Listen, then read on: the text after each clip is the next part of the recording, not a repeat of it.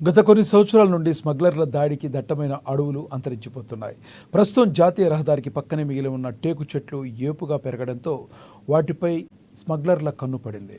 వాటికి ఇంటి దొంగలు సైతం జతకలవడంతో అవి రంపం మోతకు నెలకొరుగుతున్నాయన్న విమర్శలు వినిపిస్తున్నాయి.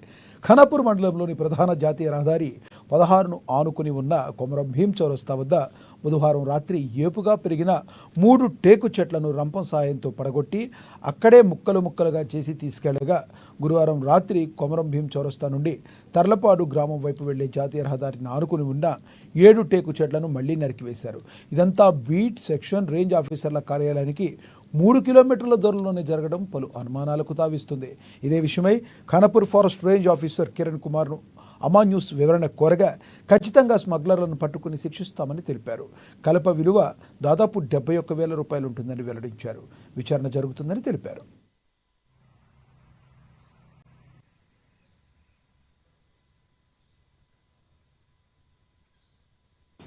సో నిన్నటి దినంలో 2 చోట్ల అక్రమంగా ఒక చోట్ల 7 చెట్లు, ఒక చోట్ల 3 చెట్లు టేక్ చెట్లను నరకడం జరిగింది.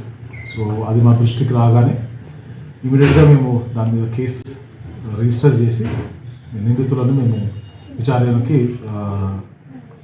ప్రయత్నిస్తున్నాము. సో నిందితులు మనకి తెలియదు కాబట్టి వాళ్ళని కొంతమంది పేర్లు వెల్లడైంది.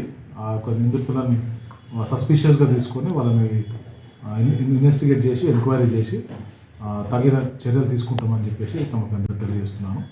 సో ఈ యొక్క కలప విలువ మనకి సుమారు 75,000 ఉంటుందని చెప్పేసి అంచనాలో వస్తుంది.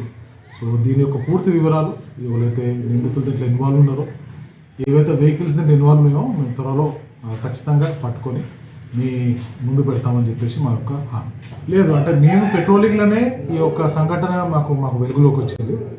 సో దీన్ని మనకు రొటీన్గా మనం ఎవ్రీడే మనం పెట్రోలింగ్ చేస్తాం కాబట్టి దాంట్లో భాగంగానే మనకి ఇది కనబడడం జరిగింది. ఇంకోటి ఏంటంటే ముఖ్యమైన విషయం, మన వాళ్ళు రెగ్యులర్గా పెట్రోలింగ్ చేస్తున్నారు కాబట్టి అక్కడ నుంచి కొద్ది కలపని మాత్రమే వాళ్ళు తరలించగలరు. మిగతా కలప మొత్తము అక్కడే వాళ్ళు తరలించలేకపోయారు. ఎందుకంటే మనం వాళ్ళ రెగ్యులర్ పెట్రోలింగ్ చేస్తున్నాము. ఆ తరలించలేని ఏమైతే కలప ఉందో ఆ కలపను మొత్తం మనం మన గవర్నమెంట్ టీమ్ డిపోకి